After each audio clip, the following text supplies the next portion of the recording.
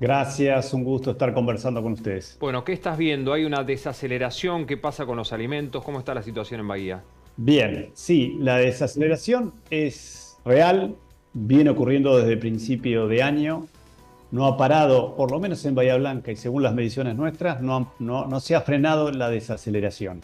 Sí, mes a mes encontramos indicadores más bajos y que dentro de la composición son distintos. A ver, cuando hablábamos en abril y mayo, fines de marzo, abril y mayo, veíamos que traccionaba mucho el segmento de regulados, básicamente las tarifas de los servicios públicos, cosa que no sucedió en el mes pasado, en junio.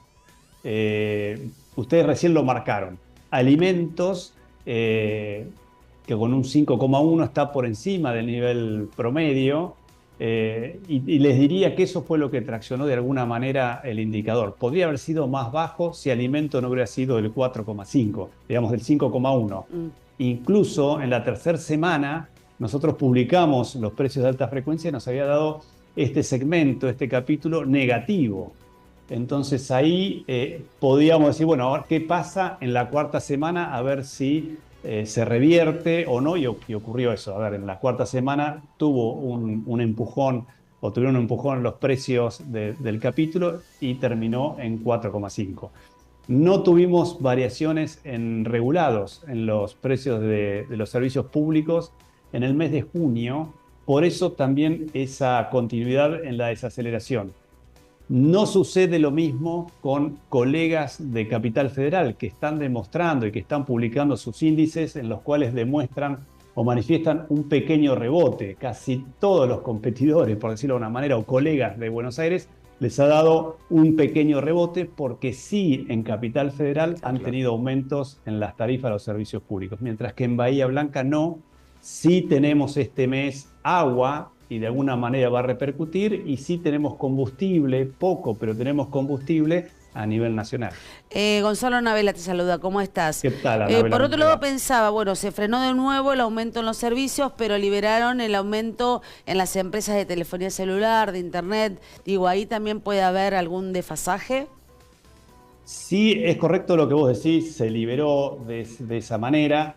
Lo que no, digamos, va a colaborar a que tengamos un índice similar al de junio, pero no tienen gran peso en la composición de la canasta. Yo les diría que para prestar atención no son mucho las variables a tener en cuenta. Por ejemplo, en alimentos y bebidas básicamente es la carne, y la carne está muy contenida. Claro. Tuvimos grandes aumentos sobre fin del año pasado, pero ahora, si nosotros vemos la evolución del precio de la carne en su conjunto, a nivel promedio de todos los cortes que tomamos y en todos los lugares que lo hacemos y lo relevamos, está de alguna manera retrasado. E incluso hay artículos que mencionan esto, porque también la demanda de consumo cayó muchísimo. Entonces, una variable esencial en el capítulo de alimentos y vida es la carne. En lo que es, digamos, vivienda, tenemos los servicios regulados, todo lo que son las tarifas que están relativamente estables, pero tenemos alquiler que Sí. hay que prestarle atención. Después en salud tenemos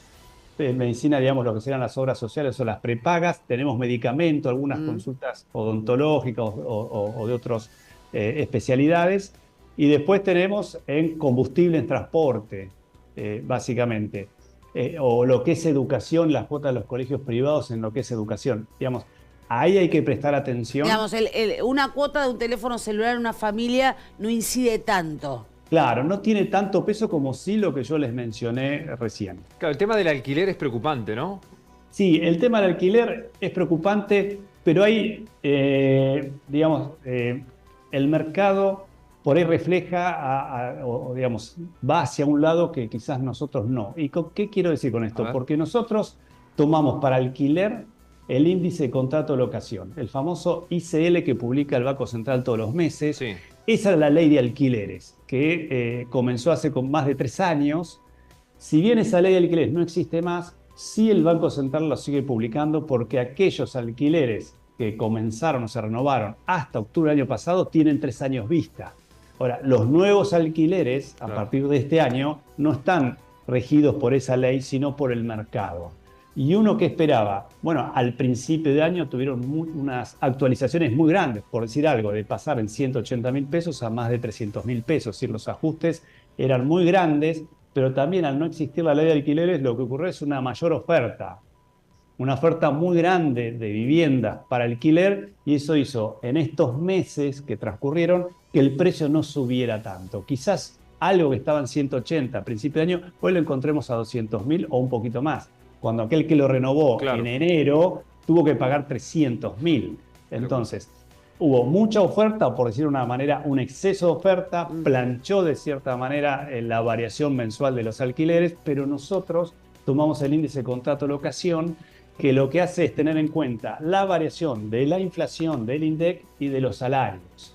Y eso tiene cierto rezago, porque los salarios del Ministerio de Trabajo no sale como podría ser la inflación, o lo publicamos nosotros, o el INDEC a mitad de mes, sino tiene un rezago mínimo de 45 días. Entonces, lo que hoy nosotros medimos en nuestro índice tiene que ver con un rezago, que en algún momento, con el avanzar de los meses, ese rezago lo vamos a dejar de ver porque la inflación tendió a la baja. Hoy tiene en cuenta índices bastante altos de inflación, pero dentro quizás de este mes o dentro del mes que viene va a estar más acorde. Hoy, si uno ve el índice de precios nuestros y el capítulo de vivienda, tenemos un 12, casi un 12% de aumento en alquiler, cuando si uno habla con un sector inmobiliario de alquileres, están hablando de porcentajes menores. Gonzalo, quizá la última de mi parte, pero digo, no... llevándole tranquilidad o no a los simples mortales, pero cuando escuchamos a la mañana o vemos los informativos durante la tarde, el valor del dólar blue va a incidir, ¿no? ¿Cómo nos manejamos? A ver, sí podría incidir. Digamos, a ver, yo siempre digo que cualquier movimiento en la economía argentina, incluso si viene del exterior, incide.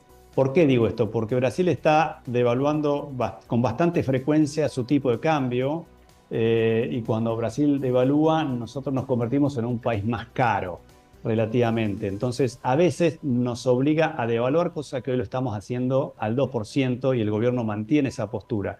Pero el blue no se disparó y quizás están en un 50% de brecha, y tiene que ver con lo que fue, si bien la ley base se aprobó, hay muchas cosas que quedaron afuera, se está poniendo en tela de juicio y hay presión sobre una devaluación que debiera ocurrirse, el gobierno la niega, sobre las reservas que están escaseando. Entonces hay turbulencias que hace que el blue se mueva. Cobramos aguinaldo, o muchos cobran aguinaldo, y a veces tienden a refugiarse sobre el dólar. Y el movimiento del dólar blue ya lo sabemos hace meses atrás, no estoy hablando de décadas pasadas, sino del año pasado. Cuando hay variaciones de salto en el blue, repercute en los precios. Cuando hay variaciones en el tipo de cambio oficial, repercute en los precios. Es decir, cualquier variación a la suba, y siempre va a ser a la suba en general, repercute. El tema es cuánto más va a estar subiendo el blue. Bueno, eso siempre es difícil decir si encontramos un techo o no. Lo que sí es cuando uno ve la evolución del precio del dólar en el mercado informal, siempre fue a la baja. Tiene algunos serruchos hacia la baja, pero son temporales. En general sigue subiendo. Te hago una última pregunta y te pido brevedad. 4,5 en junio, 92,4 el acumulado. ¿Qué se ve para todo este año? Porque los últimos 12 meses, la verdad, que da mucho miedo, ¿no? Los últimos 12 meses estamos más arriba del 280%. Pero ¿cómo se visualiza este año? ¿Qué se proyecta? A ver, si se pudiera mantener estos indicadores que vos estás mencionando, 4,5, 5,5, yo creo que vamos a estar bastante por debajo del 280. Es más, te diría que vamos a estar en el segmento del 160 posiblemente. Con lo cual, de casi 290 y pico que alcanzamos el techo en abril a 160, es un gran descenso o desaceleración de la inflación, pero todavía el nivel es altísimo. Gracias, Gonzalo, muy amable. No,